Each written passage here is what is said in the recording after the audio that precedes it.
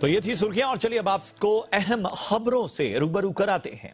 देश में ऐप आधारित टैक्सी सर्विस को लेकर मिल रही शिकायतों के बाद कंज्यूमर अफेयर्स मंत्रालय ने ओला, उबर जैसी सभी कैब एग्रीगेटर्स की एक मीटिंग बुलाई है।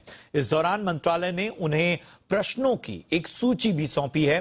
क्या ये पूरा मामला जो है वो कंज्यूमर्स की शिकायतों से जुड़ा हुआ है? लगातार ओला और उबर जो कैब सर्विस प्रोवाइड करती हैं और उनके जैसी बाकी जो प्राइवेट टैक्सियां चलती हैं, उन सभी की सर्विस को लेकर और उनके सर्विस की जो शर्तें हैं और उनके काम करने के तरीके हैं, उस पर लगातार जो कंज्यूमर्स थे वो शिकायत कर रहे थे।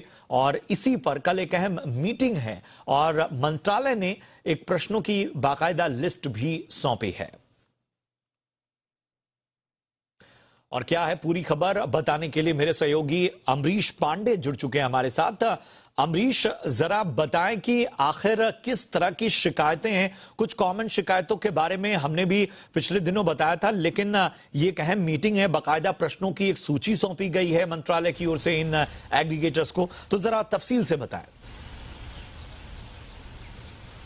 जी प्रशांत, नेशनल कंज्यूमर हेल्पलाइन पे कई सारी शिकायतें मंत्रालय को मिली थी, जिसमें कि कुछ शिकायतें इस तरह की थी कि एक ही स्थान पर जाने के लिए दो अलग अलग लोगों को अलग अलग किराया देना पड़ता है। इसके अलावा गाड़ी से संबंधित शिकायतें थी, सेफ्टी से संबंधित शिकायतें थी, किराए को लेकर कई सारे वेरिएशन थे, यानी कि सर्च प्राइजेस में भी अलग अलग लोकेशन से अगर हम एक ही डेस्टिनेशन को ट्राई कर रहे हैं या एक ही जगह पे अगर हम 3 अलग अलग मोबाइल से ट्राई कर रहे हैं तो अलग अलग प्राइजेस आ रहे थे। इन सारी शिकायतों को ध्यान में रखते हुए कंज्यूमर अफेयर्स मंत्रालय ने एक्शन लिया है और सभी जो कैब एग्रीगेटर्स हैं उनको बुलाया गया है। कल दिन में लगभग 11 बजे ये बैठक होगी, जिसमें कंज्यूमर अफेयर्स मंत्रालय के सेक्रेटरी होंगे, समस्त जो संबंधित विभाग हैं उनके अधिकारी होंगे और जितने भी कैब एग्रीगेटर्स हैं इन सबके प्रतिनिधि होंगे। और इन सबसे ये जानने का प्रयास किया जाएगा कि आखिर उनका क्या एल्गोरिदम है, किस एल्गोरिदम के साथ वो किराए को तय करते हैं, किस एल्गोरिदम के साथ वो सर्च प्राइस को तय करते हैं और क्या उनकी वेटिंग है, मैक्सिमम कितनी वेटिंग वो दे सकते हैं ग्राहक को।